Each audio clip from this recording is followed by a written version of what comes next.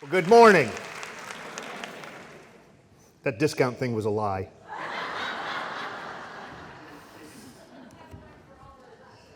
Just pipe down, lady. She said, I hope we get one for all of us. Well, ladies and gentlemen, my name is Eric Thompson. I know you were expecting Stephanie Powers. She called and said, Eric, you should do this.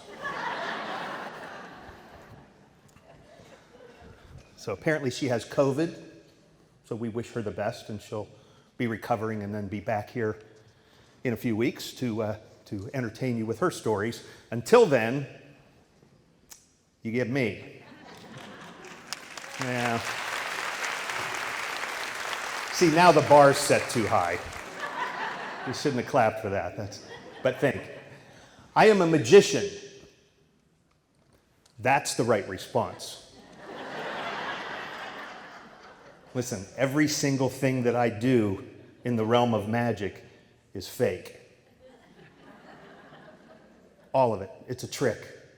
It's an illusion. Every single trick that I do has a secret. And every one of those secrets can be found in a book. And every one of those books can be found in your local public library. So I know my secret's safe with most of you. Now, let me tell you how this all started. 1,000,000 years ago, or so it seems, I got a magic kit as a little kid. Here's what I learned. When little boys are 12 or 13 years old, it's almost every little boy, they want to be a magician. Now, their moms and dads get them a guitar or a mini bike, a little motorcycle, and they think that'll make them cool.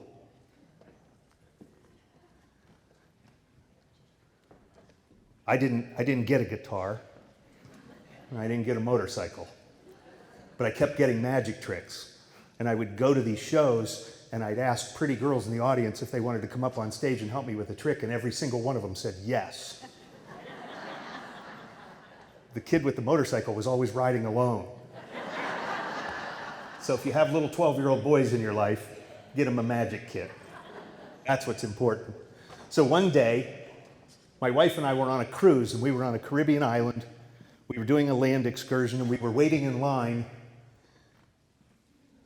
And a bunch of little boys that are about 12 or 13 years old came running up to all the round-eyed white guys, all of us from America, who were on our holiday.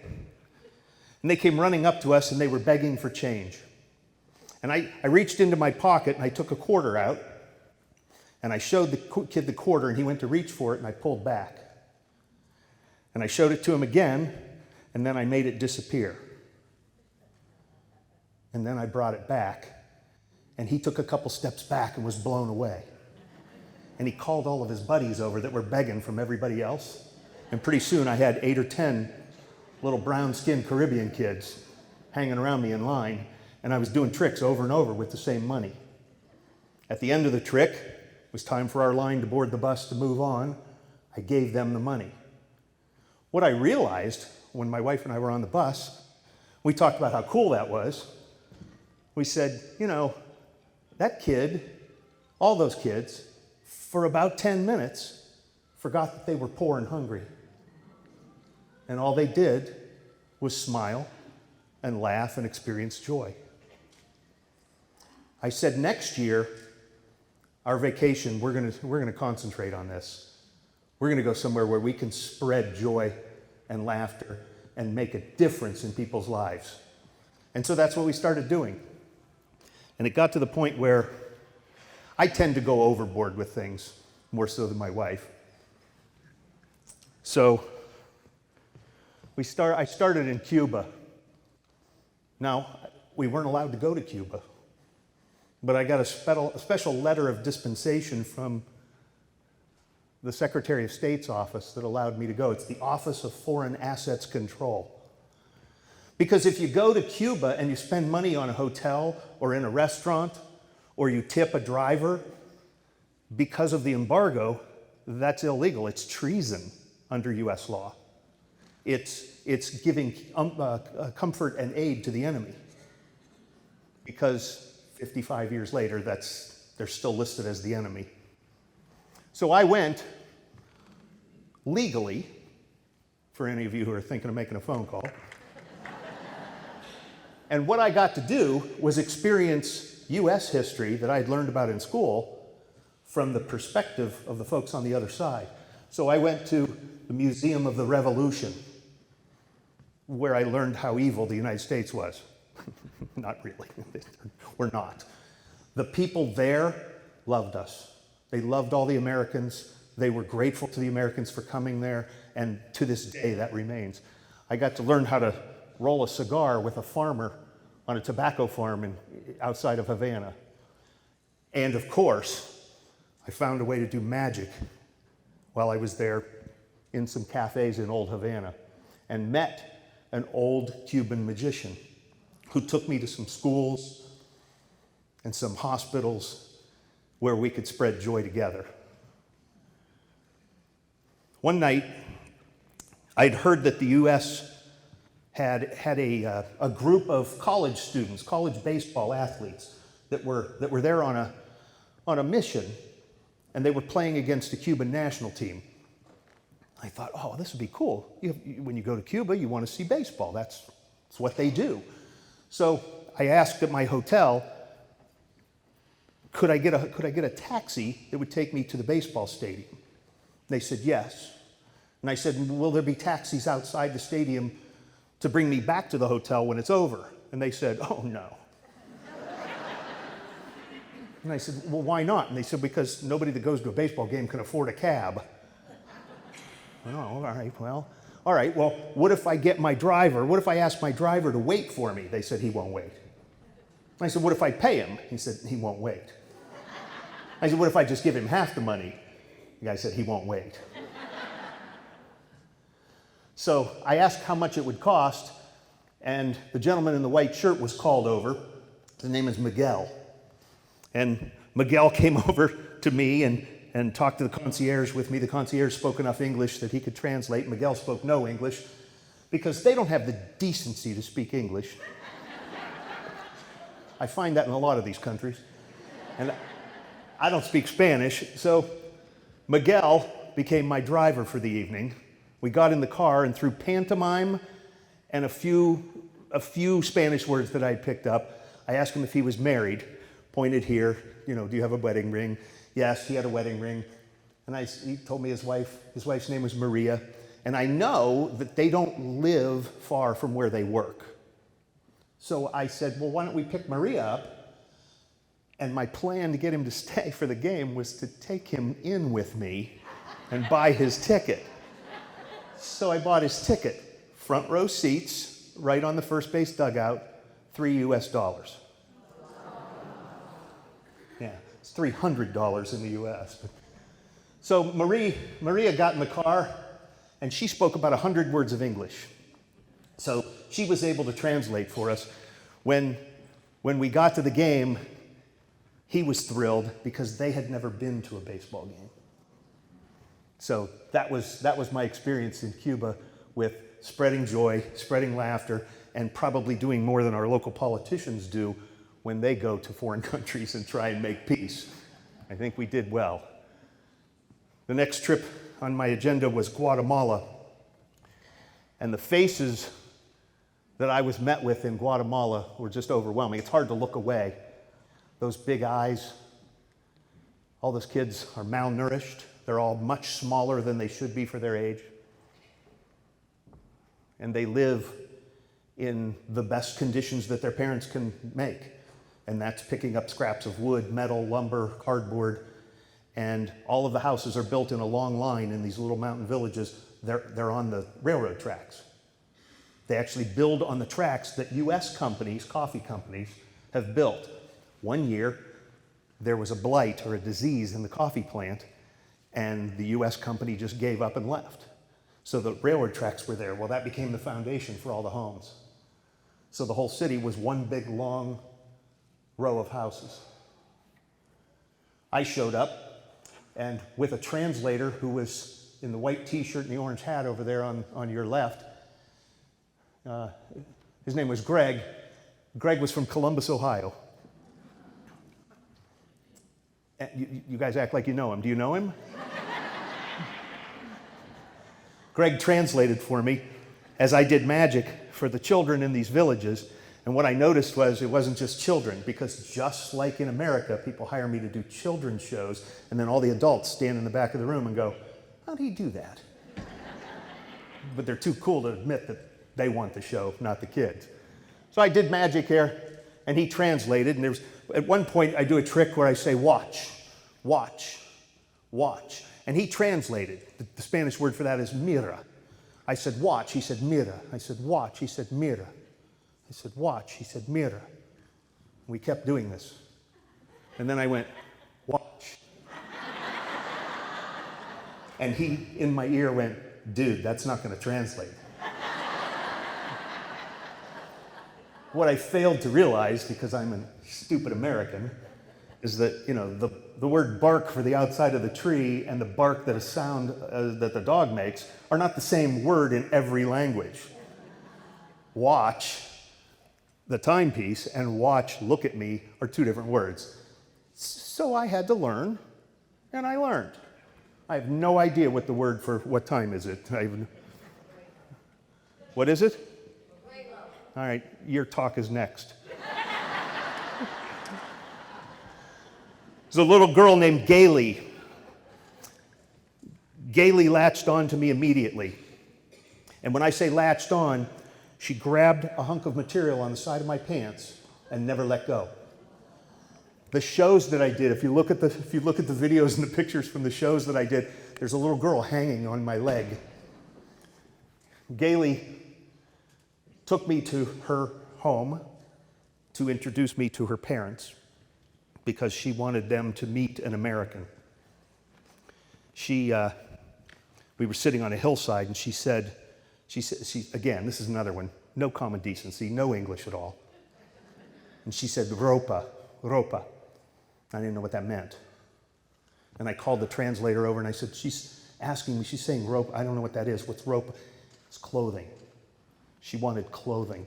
What I learned is every picture of her every day, she's wearing the same clothes. She has one outfit. Well, now she has 20 outfits because I had a little granddaughter at home that was about the same age, so it hit me hard. I found that in the city, in Guatemala City, there was an aid organization that for about $5 a bundle would put together coffee and beans and corn and flour, sugar, salt, some other spices, and they would package this stuff up with some corn oil, some vegetable oil, and these bundles cost about $5 each, and there was enough for a family of 4 or 5 to last 5 or 6 days. All of my souvenir money that day went to buy that. We bought a pickup truck load and brought it back to the village, and the little girls carried it back to their homes on their heads, just like they had seen their mothers do. But until then, I'm told, they had never had anything to carry. I spent time at an alcohol and drug rehabilitation center as a visitor. When I told the men in there that back home we had problems with heroin, they all took a step back and opened their mouths. And they said, oh, we would never do heroin. Big difference in our cultures. Met little girls that were blind, little boys that had problems, missing limbs. And then, after coming home and going back to work to earn enough money to make the next trip, I went to Burkina Faso, West Africa. And I highlighted it on the world map over here because until that day, I didn't know where it was either. The capital, anybody know? Anybody want to say it out loud? No more discounts, but there's no prize. It's Ouagadougou. And in Ouagadougou, I met this gentleman, and about 1.5 years after I left, this is what he had to say. Hi everyone, my name is Jodone. I'm from Burkina Faso, West Africa. I don't know if you guys know about Eric Thompson, but he was here some time ago and he performed magic for us. Most of the people here had never seen professional shows before, and they loved the magic and the comedy he performed. We went to schools and the kids loved it. It was amazing. Teachers were there, I myself, I was there, and some of the Hope for Africa volunteers were there to see it as well. It was incredible. When things disappeared, it seems like they were gone for real. I think it was very amazing. After the illusions ended, people were feeling very comfortable, and this made it possible for Eric to share Jesus and God's plans for salvation with the audience. I think magic and illusions, they're a great way in getting people together in groups to experience joy and laughter. We thank God for using Eric in his kingdom. Eric, we love you. God bless you. We want you back.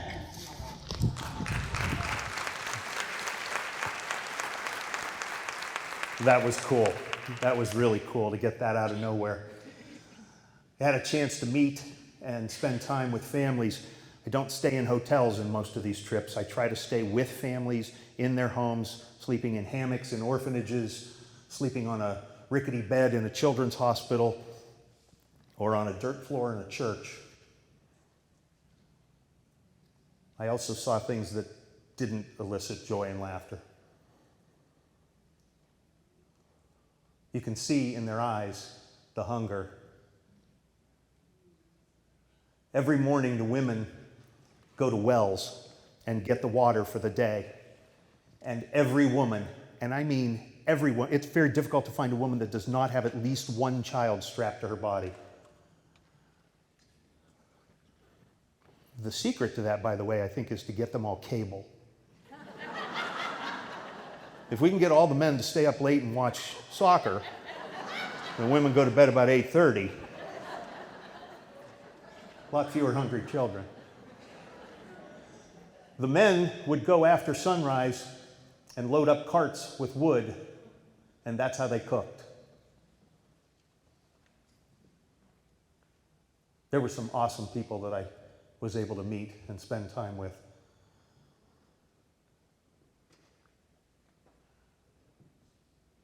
Can you guess which hand is mine?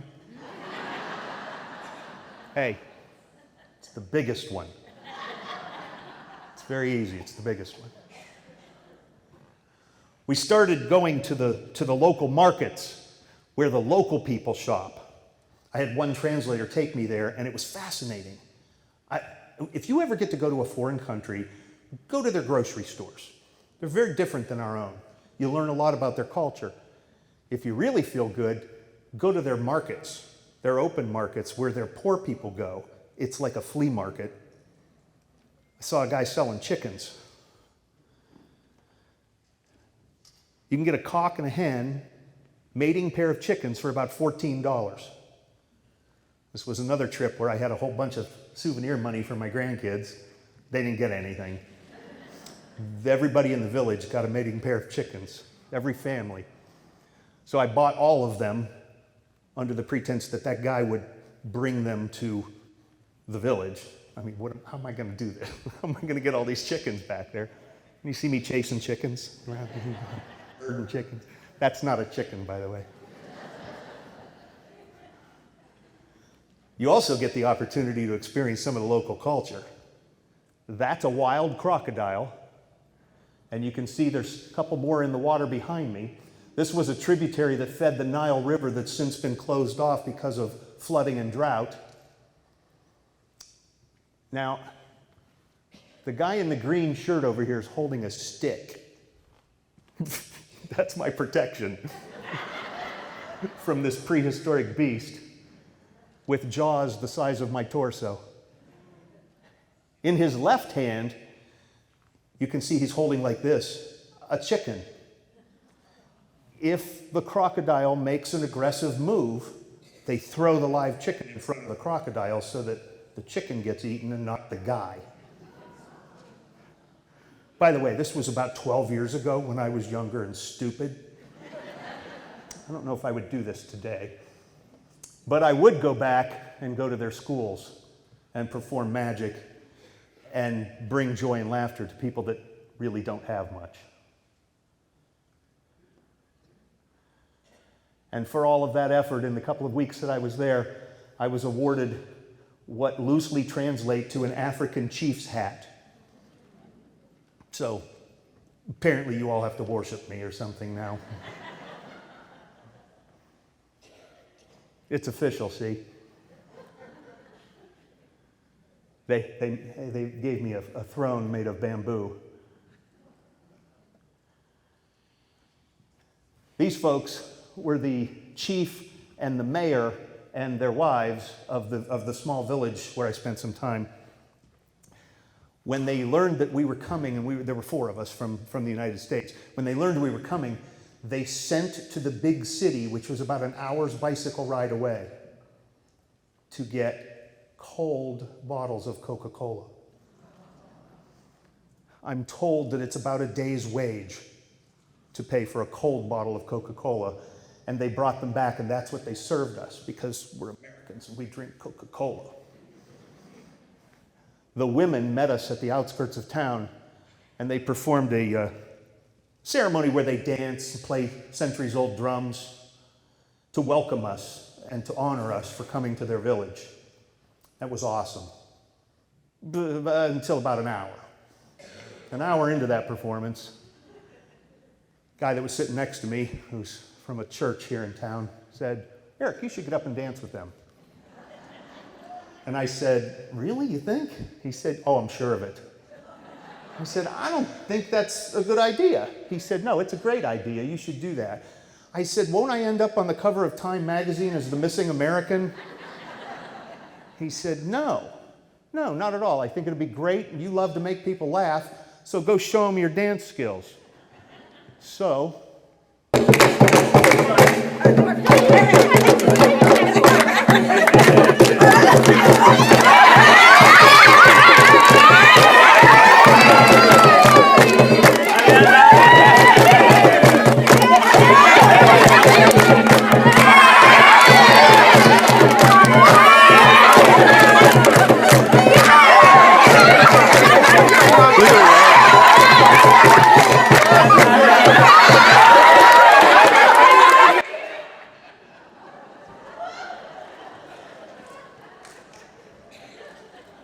I went back to the van where my African driver was waiting. And he said, "What was all that screaming and laughing I heard?" I said, "Oh, I danced with the women." And he went, "You danced with the women?" I said, "No." He said, "Did you dance with the women?" I said, "What if I did?" He said, "Men don't dance." I said, "Well, I danced." He said, "You must then be believed to be the man who's not a man." And I thought about that for a minute. And I thought, oh, well, all right. Another friend of mine insists that I was married in this ceremony. That never occurred to me and made me nervous. So I bought more chickens. And each family got a mating pair of chickens. And each family, as long as Uncle Henry doesn't eat the first bird or two, each family goes home with a mating pair of chickens, and within a year, they have more chickens than they know what to do with. They have eggs, they have protein, and they have nourishment for everybody in their family and their neighbors. A lot of them have to hire outside their family to help tend the flock. So one at a time, so it's not making as big a difference as you would hope, but it makes a big difference to them. We're creating entrepreneurs that are successful overseas. Then it was on to China and Hong Kong for a couple of weeks. I did about 35 shows in 14 days. One of them was at a circus. Hard to believe, huh? This circus was manned by orphans. Instead of sending them to school in the remote areas, they teach them a trade. In this case, it was circus acts. So these kids will always have an income. So they have a big top, and they have volunteer adults that come, and it's almost like remember the muscular dystrophy carnivals we used to have as kids? It's kind of like that. It's a neighborhood carnival, and people come, but this neighborhood has a tiger and a monkey and all kinds of cool stuff. But these kids don't learn to read and write, but they do learn to perform. So I got to perform with them. They taught me some of their circus stuff. I taught them some magic, and we had a great time. And I traveled to schools, soccer camps, adoption centers, where I was able to speak and meet people, and we ended up at a leper colony. When the girl who booked me for all of this went through, she said, well, we're going to go to the orphanage, and then we'll go to the children's hospital, then we'll go to the leper colony, then we'll go to the circus. I went, wait a minute, stop. Go back one. She said, the circus? I said, one more. Oh, leper colony, yeah. So I was on the phone, and I'm over on my computer going, is leprosy contagious? Spent 2 days at a leper colony, learned a lot about leprosy, including it still exists. I had no idea. There's over 100 leper colonies around the world. I walked out on the stage, and I always try and learn a couple of words, at least so I can start and say hello, thank you, in their local language. And I had learned in Mandarin how to say hello and how to say thank you, and I walked out with a translator. I walked out in front of this group. By the way, we had to go into the buildings behind everyone there. It's an abandoned hospital on a small island that's surrounded by rice paddies. And we had to pick these people up and put them in these wheelchairs. A lot of the wheelchairs are just white, nestable, stacking chairs that we have on our patios that have wheels attached to the legs that some mission group went and put together for these folks. They said, do you want to do the show inside or outside? Well, the smell of rotting flesh and urine was so powerful inside that I opted for outside. So you can see everybody has a coat on because it was a little chilly, but you didn't have to choke the words. So I walked out on the stage and I said, in the local language, hello and thank you for welcoming me. And the translator said to me, what are you doing? I said, well, I learned a couple words. She said, no, that's Mandarin. They speak Cantonese. I said, well, how far away did they come from that they speak a whole different language? They're from the north of China, but in the north of China, they don't want lepers. So they put them on a train and they ship them to the south with no destination in mind, just go. And that's what joy looks like on a leper.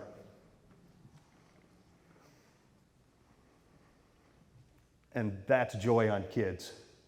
It's international. Everywhere I go, kids look just like that. Then it was on to Peru to perform outdoors at a school in the foothills of the Andes Mountains. It's pretty spectacular. And everywhere I went, the crowds got to be bigger and bigger and bigger. And the missionary here that sponsored my trip said, wait a minute, are you Senor Mago Loco? And I said, that little girl, Gailey, from Guatemala, called me that. And all the little kids in her village called me that. How do you know that in Peru? And he said, well, Greg, the pastor from the mission down there in Guatemala, he was at a conference and told me about you. So I was Senor Mago Loco, which means Mr. Crazy Magician. And that's what I became.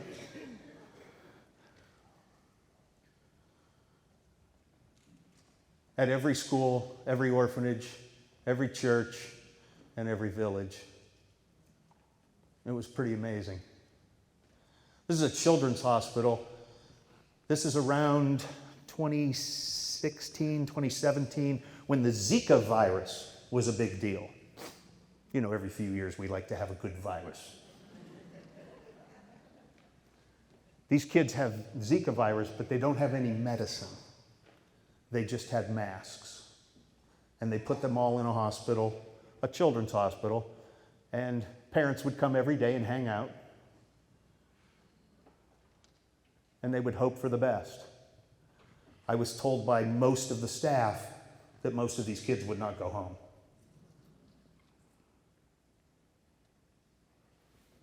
It says, un million milo, un million something that means smiles. And it's Signor Mago Loco. They had a big sign. But these kids were thrilled, and people came from miles around. They rode bicycles, and they walked, and they rode donkeys. And you guys had a parking lot, right? See, they didn't even have a parking lot. They were just donkeys tied to things. But I got to be a tourist, too. I didn't get arrested here. This is just me hanging out with the police. And performed with local bands in some of their tourist areas. And rode a horse all the way up to Machu Picchu.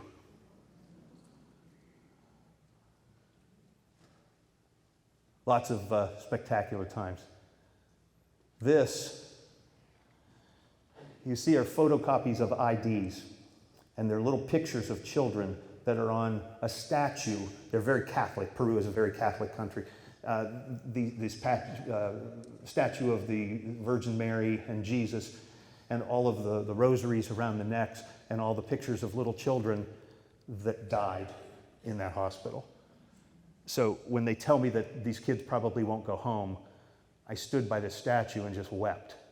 Because all these children, if they were here, we'd fix it. But they don't have the means and the money and the technology there. And in the schools, they had a good time, and I was honored.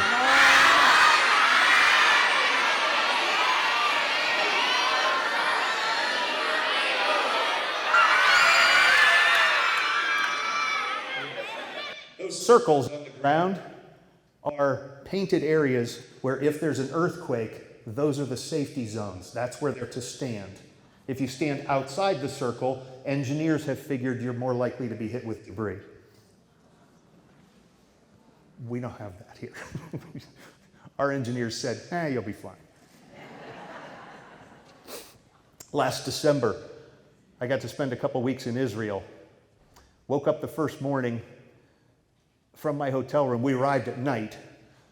The first morning I woke up from my hotel room, I looked out at the Sea of Galilee. It's pretty overwhelming. Beware the camels near the road, by the way. You know, we have deer crossing signs. That's about it.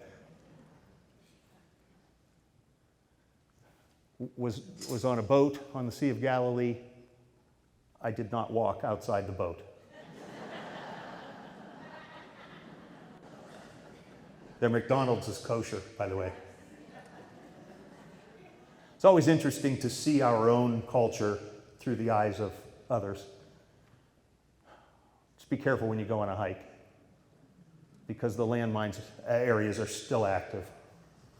And at the Wailing Wall, or the Western Wall, there are soldiers with automatic weapons guarding the parishioners. That sign says, "This road leads to Area A under the Palestinian Authority. The entrance for Israeli citizens is forbidden. It's dangerous to your lives and is against Israeli law." It doesn't just say, keep out. They're serious about it. Now, they don't mind the crossing coming back in. They don't care. They don't check.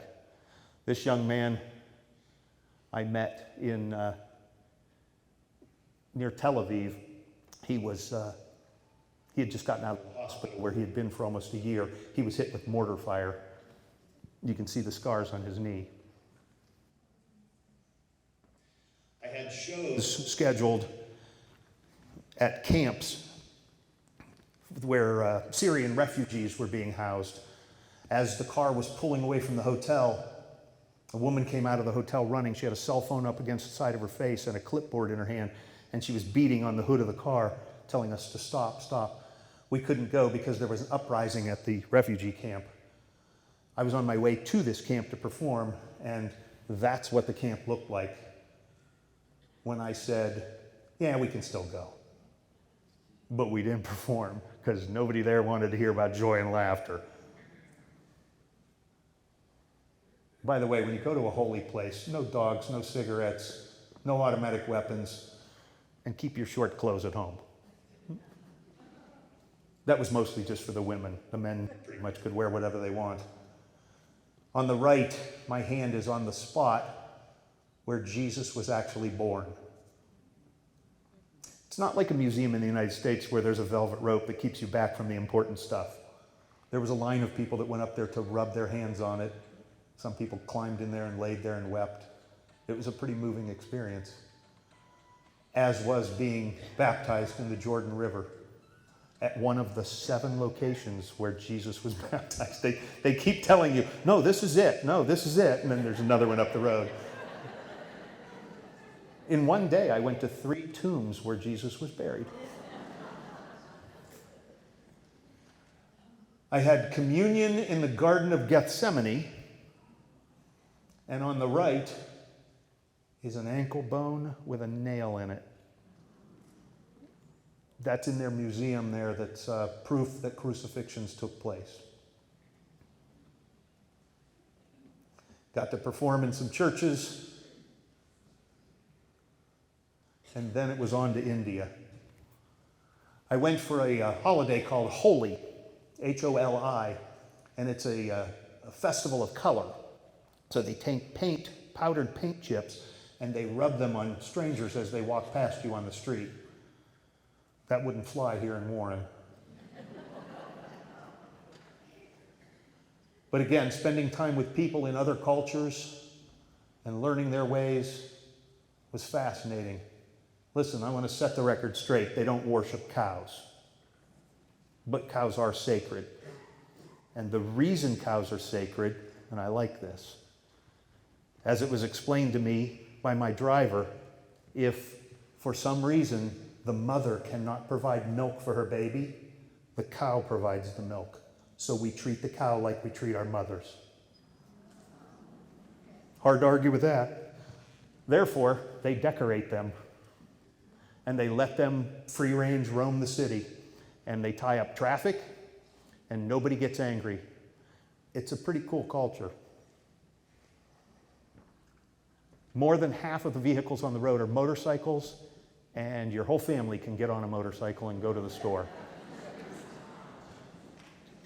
And if you have a lot of little kids, you can squish them between mom and dad. And the law says the driver of a motorcycle has to wear a helmet, but no one else apparently. And keep your distance from the monkeys. There was another sign that I didn't get a chance. It was at the Taj Mahal, and it said, "Do not make eye contact with monkeys." Now, I don't know what it said in Hindi, but in English, that's what it translated to. There are very few things that have actually taken my breath away over the years. Walking around the corner and seeing the Taj Mahal and hearing the story was just unbelievable. And if you ever get the chance to go, go. This was one of Mother Teresa's schools, orphanages, and these children are all handicapped in some way. You recognize the uniform that the nuns are wearing. I know it's not, it's a habit. I know it's not called a uniform. It's for their softball team, apparently. But I got to spend time with these students and hear about their troubles and their life. And I spent some time in slums. You know, we think in the United States, we think that our cities are pretty big. New York City, 8 million people, that's a big city. New Delhi is 25 million people. It's overwhelming. Their slum, one slum, this slum that I was in, where this school is located, is 55,000 people in one slum. I debated whether or not to include this because it was so close to breakfast. This is cow manure that with their bare hands, And this is not a menial job that's for somebody that we don't want in our society. This is every family has some member of their family that will make patties and then stack them and dry them in the sun, and they burn them for fuel, which is why India is so polluted.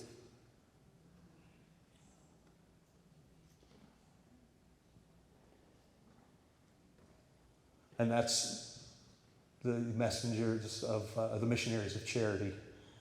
On the left, I bought some chickens while I was in India. I bought them in the slum, and I paid a little bit more than the asking price. And everybody got chickens.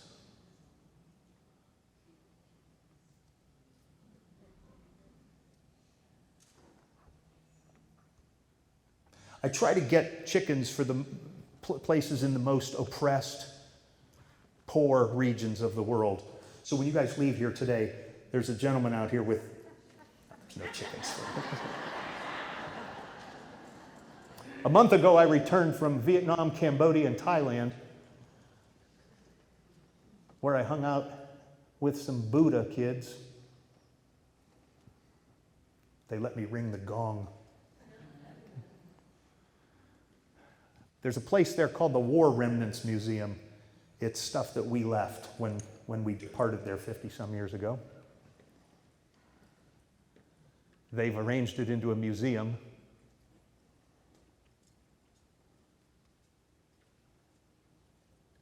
Beware of pickpockets. That's inside of a temple. In 1978-79, Pol Pot ruled in Cambodia with an iron fist. I won't spend a lot of time on this, but when the sign says, "Please don't walk on the mass grave," you can only imagine what kind of hell those people went through as under the thumb of that dictator. Every time it rains, and remember, this is 45 years ago, every time it rains, teeth and bone fragments show up on the ground where so many millions of people were killed. And they documented all of the killing. That's the part that blew me away. It's a war crime. You know you're committing a war crime. Why would you take pictures for evidence? But he died of old age, by the way, under house arrest. I guess everything's fine, just don't go near that house. That's a school, and some of the students from the school in Cambodia, where we sponsored the school. My wife went with me on this trip. We sponsored the school, and we bought enough chickens that within a year, everyone will have chickens. And that's Angkor Wat, the most famous temple in the world. And don't wear your hats. And no pregnant women. I like that. No pregnant women in the temple.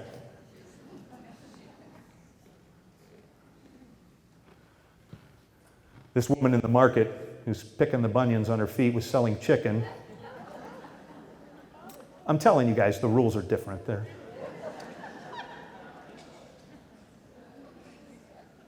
I love when I see U.S. culture in other languages. I very much enjoy that. And that is sunset on the Mekong Delta. Guys, I need to tell you that we can eradicate hunger around the world. And sometimes all it takes is love, compassion, a smile, a couple of chickens, and it can happen. There are senders and there are goers. After these talks, people come up to me and they go, "Geez, Eric, I'd love to help, but I can't go to Europe. I can't go to Asia." You don't have to. There are senders and there are goers. I like the goer part. I love it. People are senders. Send us. If you know somebody who's going on a mission trip, help them pay for it. Give them $10 or $100 toward their trip. If you would like to purchase chickens and give them to an organization, there are several organizations that do that. I collect money at all of my shows, and take that money and buy chickens when I go overseas. I pay for all of my own air travel. I pay for all of my own hotels. I ask that when I'm doing shows that they feed me and put me in a home with a family or a church or whatever. But other than that, I pay all my own expenses. I will continue to do that. If you guys would like to help, my hand is always out for that. It's an awesome thing. You'll love it. As a matter of fact, one of the things that people really enjoy when we go overseas is the magic. And let me just show you one, if that's all right.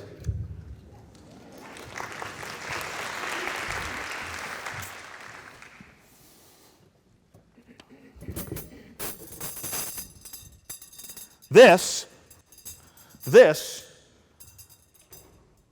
is a trick that's called the Chinese linking rings. These are official Chinese linking rings that were made right here in Northeast Ohio. In China, this was one of the favoritist tricks of the folks in Hong Kong and China. In China, they actually call the Chinese linking rings linking rings. There are 7 of them. You can count them with me. They're all solid. They're all separate.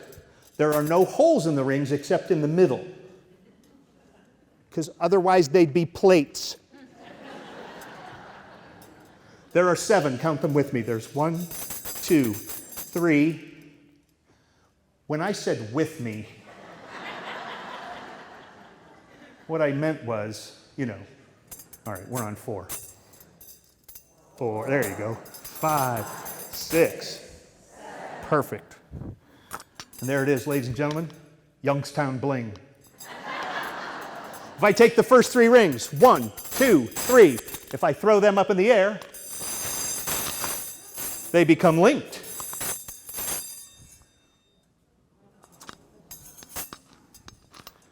Let me have, what is your name, dear?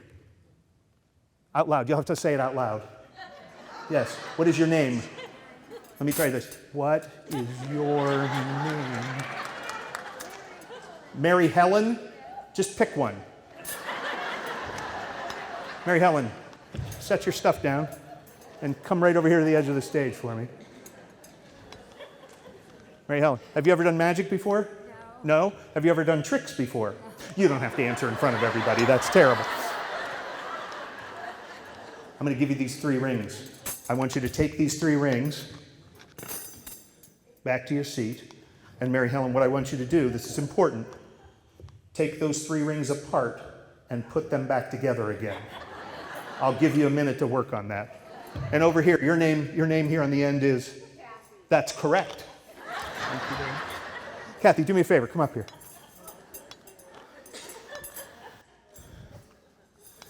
Kathy, this is so exciting.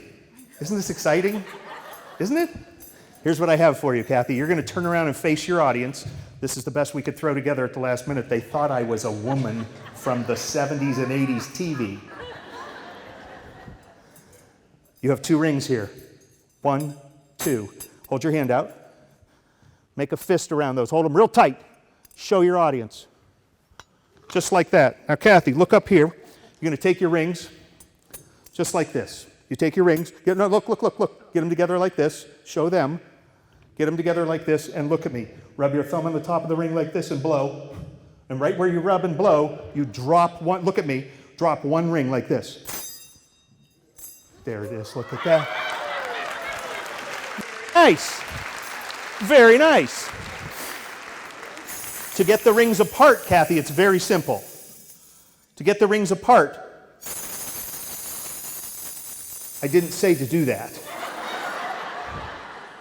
No, it is kind of cool. Go ahead. Give it a... It is cool. Now look, you just grab it, click like this. Listen, this is really important. To get the rings apart... I think I woke her.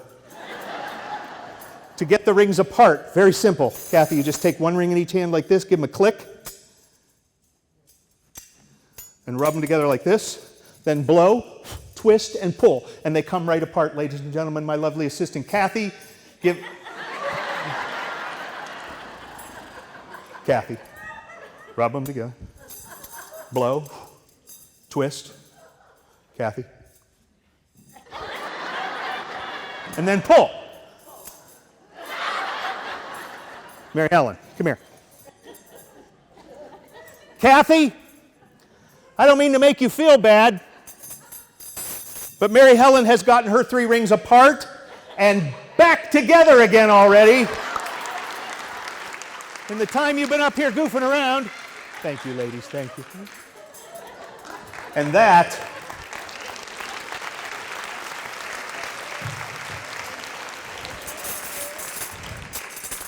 how it all starts, guys. That's how it all starts. Laughter, get everybody on the same page, share a little joy, and you got them eating out of your hand, and pretty soon I got Kathy and Mary Helen.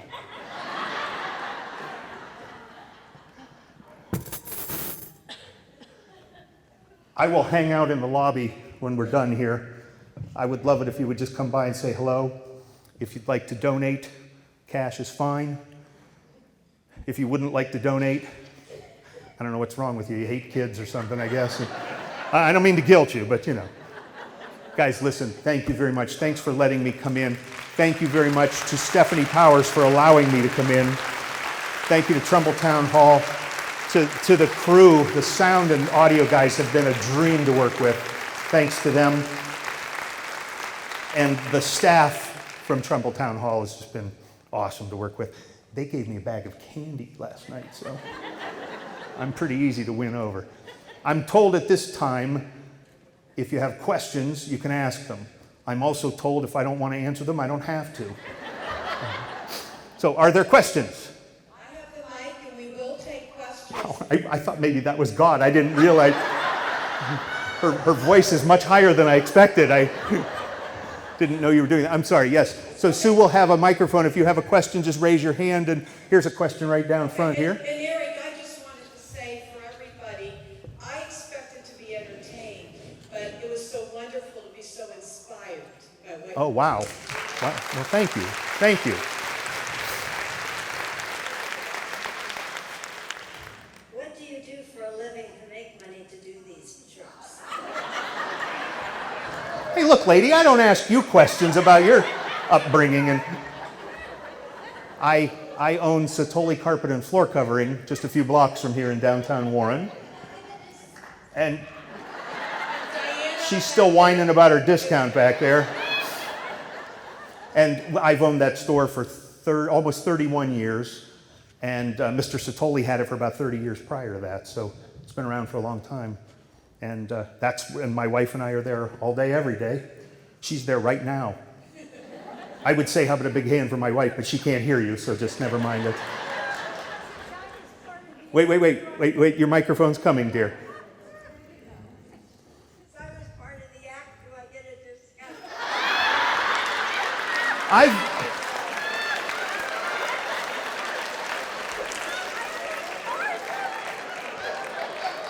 Mary Helen said, since I was part of the act, do I get a discount? I've never met a group of cheap, greedy. It was almost a pleasure coming here. Now I feel kind of in awe, but beat up, a little assault going on. Any legitimate questions that anybody has? She's back here with the microphone. We'll come to you in just a moment. There's one up here. I don't want a discount. Excellent. When do you plan? She probably already bought her flooring and wants money back. Yes, that's for sure.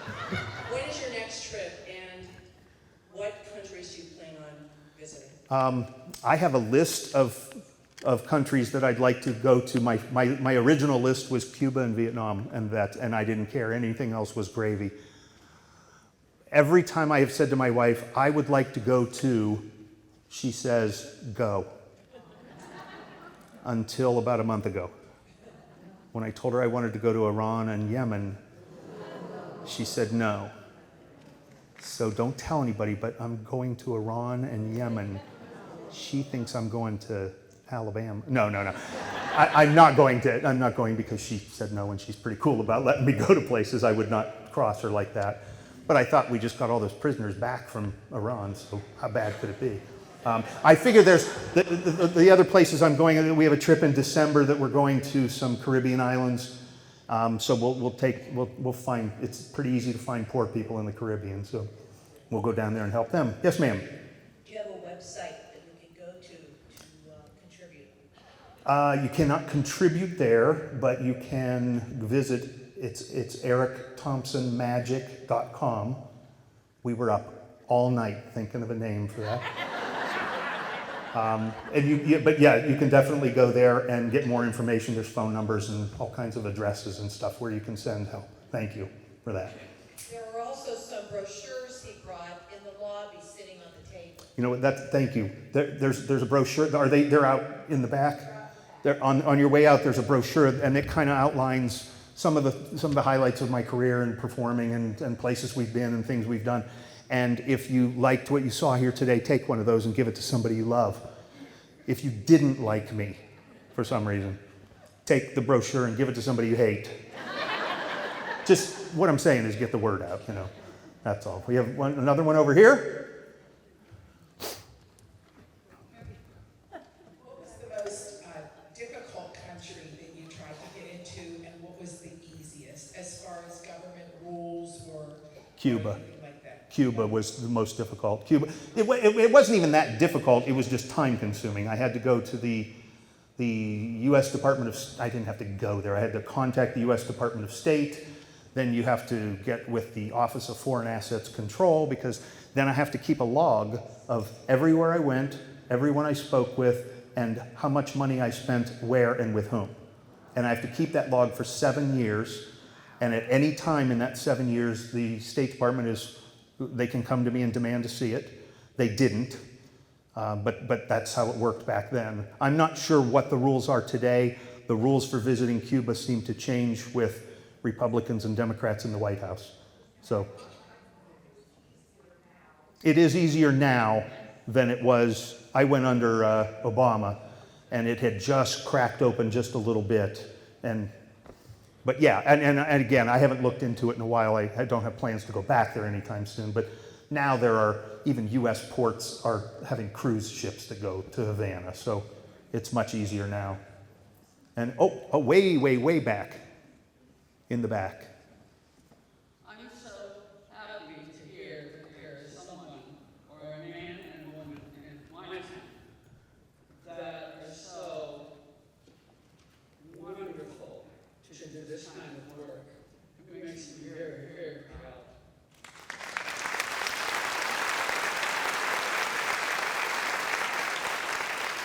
So thank you very, very much. That's very kind of you. Thank you. But I have to tell you, this is not false modesty either. There are hundreds and hundreds of people doing really amazing, good things. Just most of them don't come up here and stand up here and tell you about it. There are lots of people doing lots of good work. When I wanted to go to Africa, I contacted friends of mine from different churches in the area and said, hey, is your church sponsoring a mission trip to Africa? Because I thought that would be the most efficient way to go. I found several and met with one, and it was Northmar Church. There's a pastor there who has an organization that he created called Hope for Africa. And they do micro loans with the women in those villages that we spoke of and we talked about here. It's a very cool thing, and they buy donkeys, carts, chickens, bags of grain. They do amazing things. So there are more than just my wife and I hanging around. And look, she doesn't do that much anyway. It's all good. She won't see this. None of you tell her. Any others? I lost my moderator. Oh, way back. Yes. Hi, I Hi. just wanted to say thank you. You are very inspiring. That's kind of you. Thank you. The question is, how do you book your trips? I mean, you seem to have a translator with you in that. How do you do that? The cost of living in third world countries is pretty low. You can hire I had a driver and a translator guide in India all day, every day for like 13 days. And it was less than $1,000 for the whole trip. They picked me up at the airport. They took me everywhere. when I said, hey, what's that place over there, they would pull in and take me in there. And so it's very cheap to have that. Sometimes I use a church and find a mission group or a missionary. A lot of missionaries are from Ohio. In Peru, Paul Bowers is from Bristolville, Ohio, just northern Trumbull County here. And Paul is a phenomenal guy, married to a woman named Alida, who's from Peru. And they have a couple of boys that are good-looking boys. Then they live in Lima.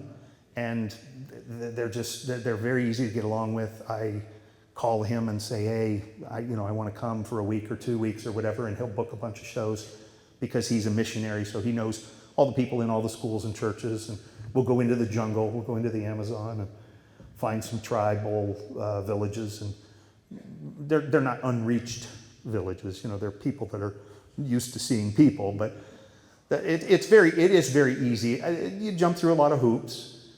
But there's always somebody. It's amazing how many people are from Trumbull County and are in other parts of the world. A lot of expats. So it is pretty easy. Why? Where do you want me to go? Got a suggestion? Just go away. Is that it? Just get out. Yeah. Anybody else? Look at that. I've answered everyone's question. We're all full of knowledge now. Guys, again, thank you. Thank you for supporting this organization as well. These guys do so much good work. Thank you very much for having me, Sue, Debbie, everybody. Thank you. Thank you.